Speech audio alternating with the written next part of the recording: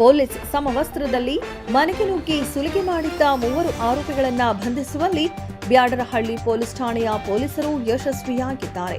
ಬೆಂಗಳೂರಿನ ಬಿಇಎಲ್ ಲೇಔಟ್ನಲ್ಲಿ ನೆಲೆಸಿದ್ದ real estate agent ಹೊಂಬಾಳೇಗೌಡ ಅವರ ಮನೆಗೆ ಫೆಬ್ರವರಿ 16ರಂದು ಮಧ್ಯಾಹ್ನ ಪೊಲೀಸರ ಸೋಗಿನಲ್ಲಿ 2 ಆರೋಪಿಗಳು ನುಗ್ಗಿ ಗನ್ ಮತ್ತು ಚಾಕು ತೋರಿಸಿ ಮನೆಯಲ್ಲಿದ್ದವರನ್ನ ಬೆದರಿಸಿದ್ದರು. ಬಳಿಕ ಹೊಂಬಾಳೇಗೌಡ ದಂಪತಿಯ ಕೈ ಕಾಲುಗಳಿಗೆ ಟೇಪ್ ಸುತ್ತಿ ಬೆಡ್ರೂಮ್ನಲ್ಲಿದ್ದ 20 ಲಕ್ಷ ರೂಪಾಯಿ ನಗದು ಮತ್ತು ಚಿನ್ನಾಭರಣ ದೋಚಿ ಪರಾರಿಯಾಗಿದ್ದರು. ಈ ಸಂಬಂಧ ಬ್ಯಾಡರಹಳ್ಳಿ ಪೊಲೀಸ್ ಠಾಣೆಯಲ್ಲಿ ದೂರು ದಾಖಲಾಗಿ ಆರೋಪಿಗಳ ಬಂಧನಕ್ಕೆ ಪೊಲೀಸ್ ಇನ್ಸ್ಪೆಕ್ಟರ್ ಭಾಸ್ಕರ್ ಅವರು ಪಿಎಸ್ಐಗಳಾದ ಸಂತೋಷ್, ವಾಸುದೇವ್, ಅರ್ಜುನ್, ಪ್ರಕಾಶ್ ನಾಯಕ್ ಮತ್ತು ಸಂತೋಷ್ ಕುಮಾರ್ ಅವರುಗಳ ನೇತೃತ್ವದಲ್ಲಿ ವಿಶೇಷ ತಂಡಗಳನ್ನು ರಚಿಸಿ ಫೀಲ್ಡ್ಗೆ ಇಳಿಸುತ್ತಾರೆ. ಪ್ರಕರಣ ದಾಖಲಾದ ಮೇಲೆ ಸೂಕೋ ತಂಡ ಮತ್ತು ಬೆರಳಚ್ಚು ತಜ್ಞರು ಸ್ಥಳಕ್ಕೆ ಭೇಟಿ ನೀಡಿ ಪರಿಶೀಲನೆ ನಡೆಸಿದ್ದರು.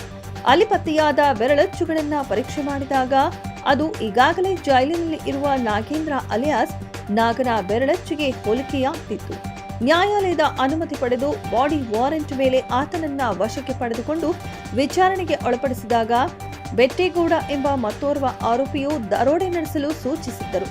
ಆತನ ಅಣತಿಯಂತೆ ಆರೋಪಿ ನಾಗೇಂದ್ರ ಅಲಿಯಾಸ್ ನಾಗ ಜೈಲಿನಿಂದ ಪೆರೋಲ್ ಮೇಲೆ ಹೊರಬಂದು ಮನೆಗೆ ನುಗ್ಗಿ ಸುಲಿಗೆ ಮಾಡಿ ದಂಪತಿಯ ಮೊಬೈಲ್ ಫೋನ್ ಕಸಿದುಕೊಂಡಿದ್ದಲ್ಲದೆ ಸಾಕ್ಷ್ಯ ನಾಶಪಡಿಸಲು ಮನೆಯಲ್ಲಿದ್ದ ಸಿಸಿಟಿವಿ ಕ್ಯಾಮೆರಾದ ಡಿವಿಆರ್ ತೆಗೆದುಕೊಂಡು ಪರಾರಿ ಆಗಿದ್ದಾಗಿ ತಪ್ಪೊಪ್ಪಿಕೊಂಡು ಕಳವು ಮಾಡಿದ್ದ ನಗದು ಮತ್ತು ಚಿನ್ನಾಭರಣವನ್ನ ಇತರೆ ಸಹಚರರ ಬಗ್ಗೆ ಮಾಹಿತಿ ಬಾಯ್ಬಿಡುತ್ತಾನೆ.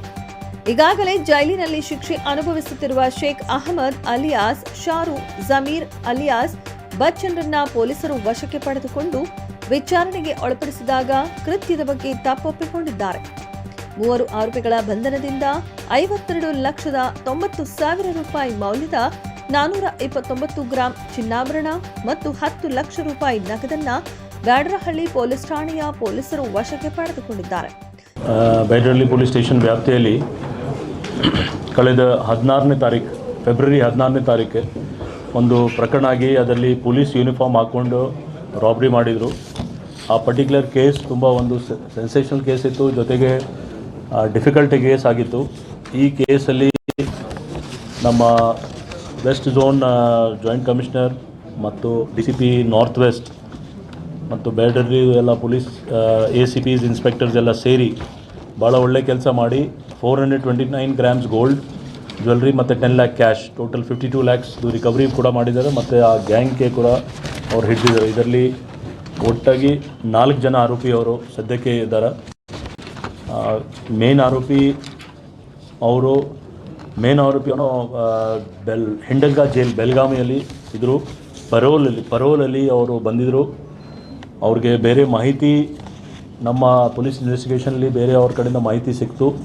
ಈ ಪರ್ಟಿಕ್ಯುಲರ್ ಮನೆಯಲ್ಲಿ ಸಾಕಷ್ಟು ಅವ್ರಿಗೆ ಗೋಲ್ಡ್ ಅಥವಾ ಜ್ಯುವೆಲ್ರಿ ಸಿಗ್ಬೋದು.